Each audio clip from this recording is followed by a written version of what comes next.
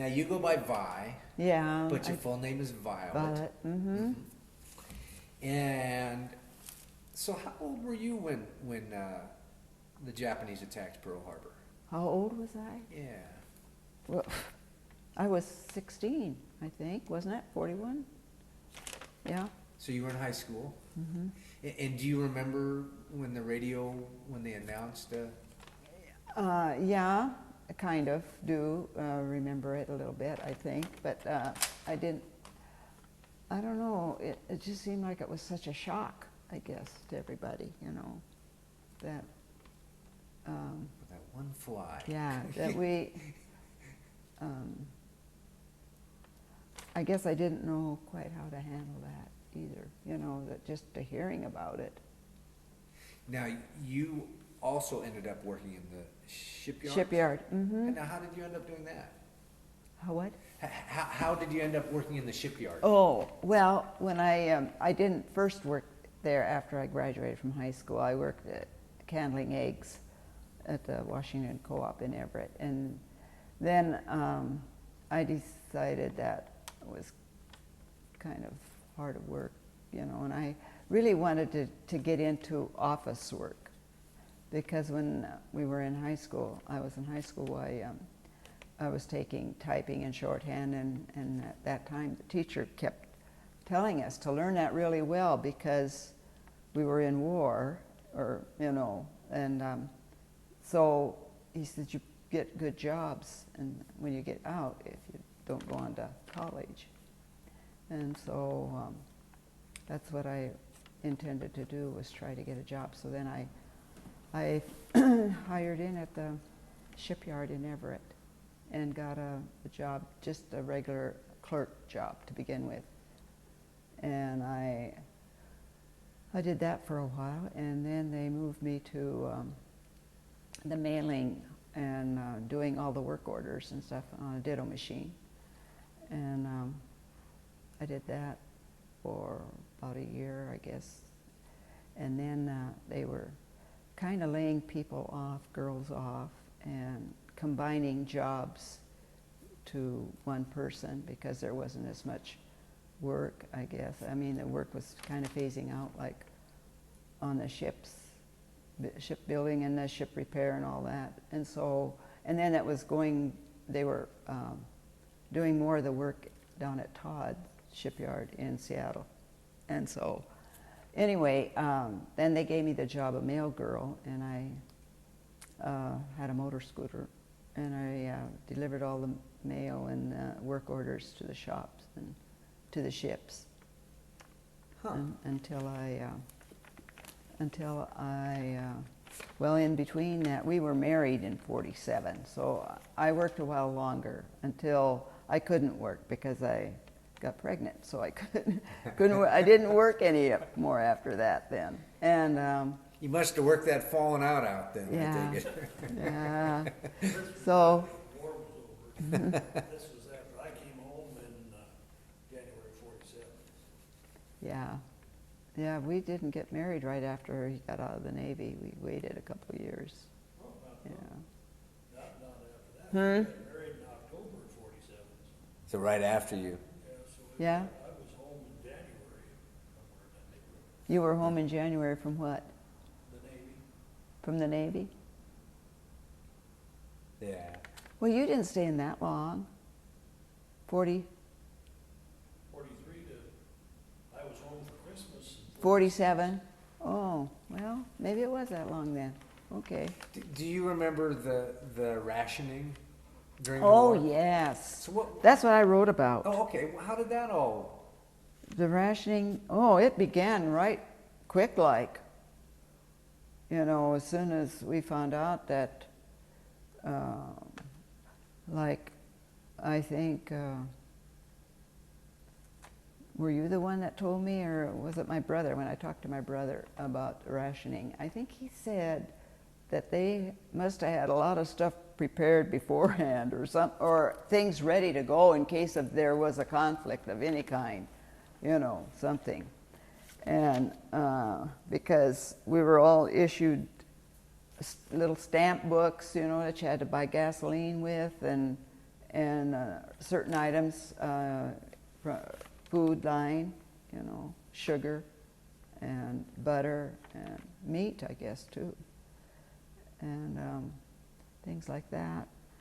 And then nylons.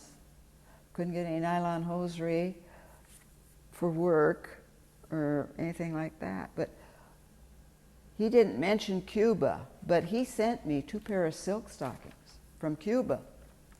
Aha. It was either those 2 pair, or you had to wear that makeup on your legs if you wanted to be dressed up, the women. Now, somebody talked about, so now how did that work? Leg makeup. Well, it's just like, almost like the creams that we use now on our face, much the same. They had different shades of that. It was messy, really, because you'd get your clothes, it would rub off on your clothes, a certain amount of it. So you didn't make a nylon pattern, you just No. painted the whole leg? Some of them probably put a seam up the back, I suppose, but I didn't wear it very often anyway, very much. Huh. Yeah. It sounds pretty messy. Yeah, it was. So how did the ration stamps work? Was it like a food stamp? Or? Well, yeah. Mm-hmm.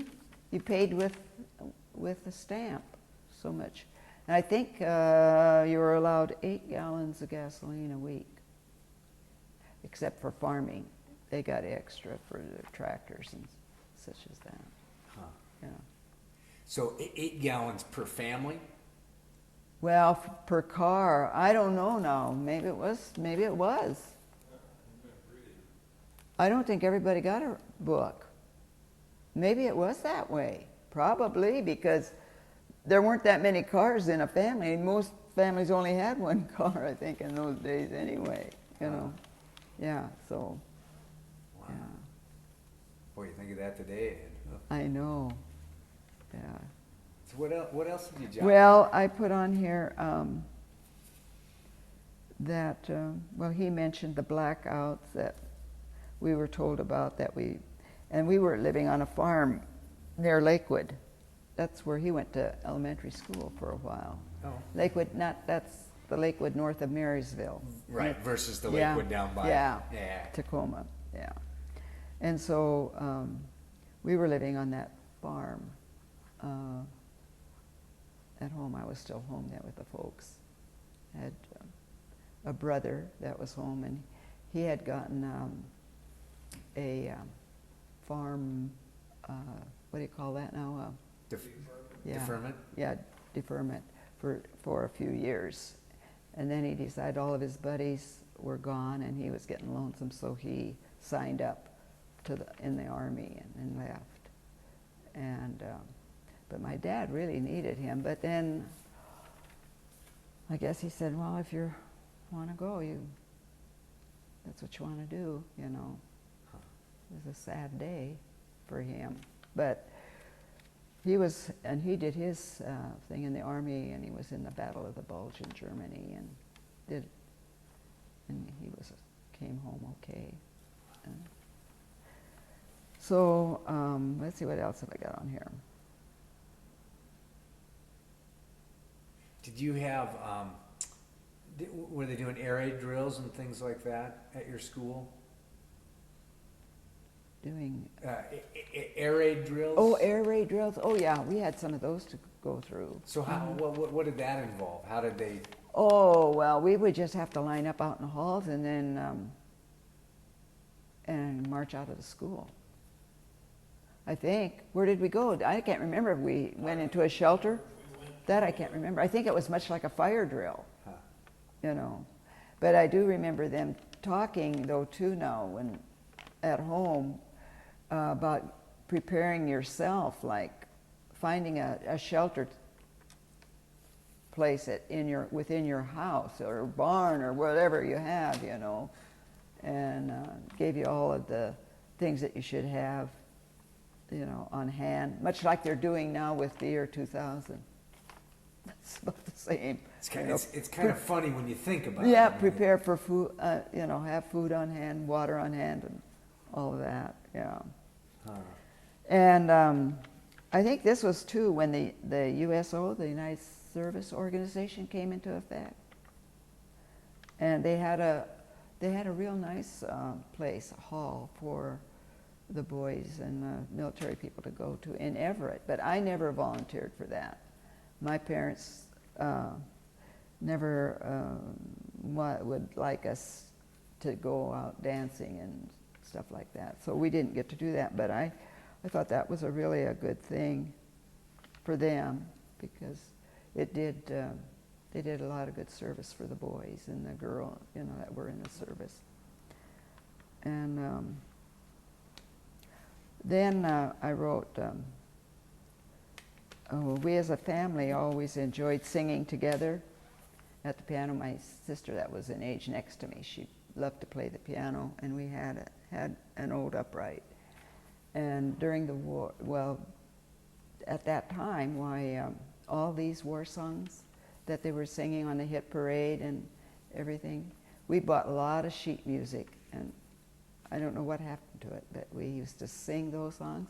And my dad, he always liked to sing the hymns and some of the other songs too, but he learned just about all those songs that we sang. He'd sing with us. Do you remember some of the songs? I wrote a few of them down here. What did I write? Let's see, where did I write that? Where's I got that there?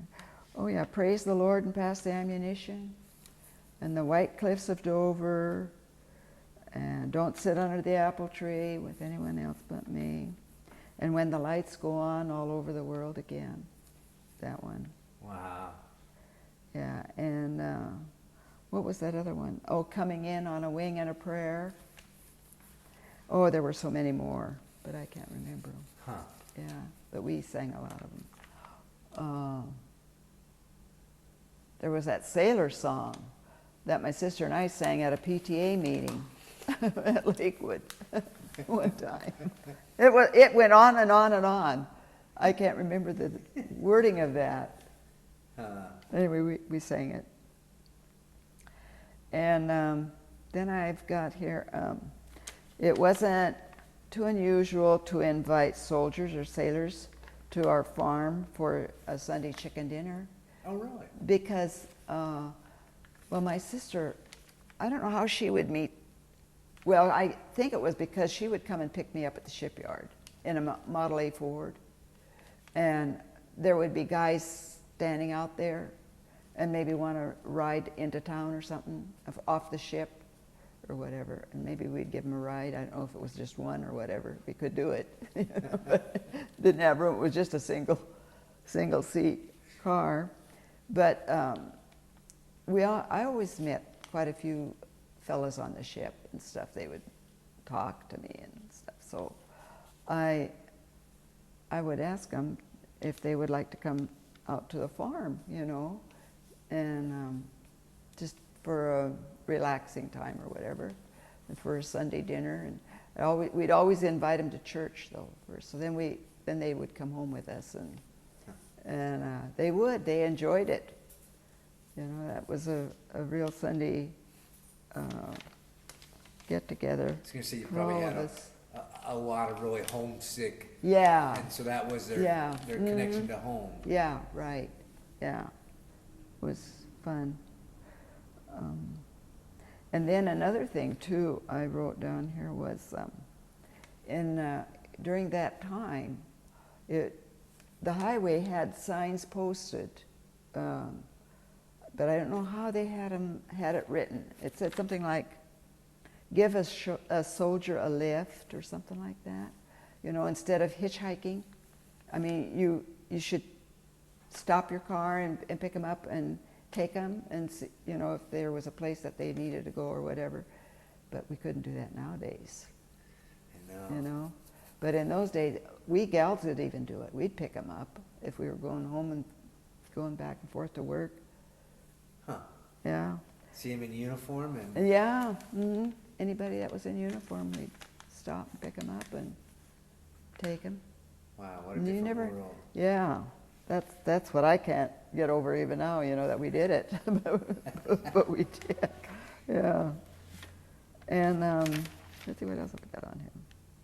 Oh, just before I left the shipyard, then a supervisor, I was delivering mail to his office, and he gave me this gift, and so I guess I must have opened it up there or something. And it was a real bright green pullover sweater, a wool sweater. And it was written with white words, Hubba Hubba. I think I still have that sweater in my cedar chest. I'm not sure because it's been packed away so long I haven't seen it. But I had to wear it on my last few days down there, those fellas. Again, how much the world has changed. Yeah, You know? yeah, Huh. right, Wow. yeah. So I don't know if you got any questions that I can answer. That's about all what Yeah, knowing the war was going on and being close to the coast, was there a fear? Oh yeah, we thought of that a lot. Yeah, because the water all surrounding us, too. Not far from water, any place really. Yeah. Because that's when I talked to, oh boy, the day's going to become a blur. One woman I talked to today was from, it's Dolores Godfrey. She was from Iowa. Dolores Godfrey, yeah. Yeah. And in the middle of Iowa, they didn't have any fear of, so the war was really a separate thing for them. Yeah, I suppose. Mm-hmm. Because if the Japanese are going to come to Iowa, they're going to know long before they get there that they're on their way. So, where the Washington coast, it's a little different. It would be, huh? Yeah. Wow. Mm-hmm. Well, that's interesting. That does give me another perspective of the home front and what was going on here, and so I assume by the time you graduated from high school that there were very few young men around. That a lot of them were gone off into the service, or Well, yeah. They were all in uniform, practically all of them. huh? Yeah, that's true. I know my mom, a number of years ago, she had a reunion, and she said it was so weird because there were these men that came back, but really they graduated with their class, but not really. They had been gone for 3 or 4 years. Yeah.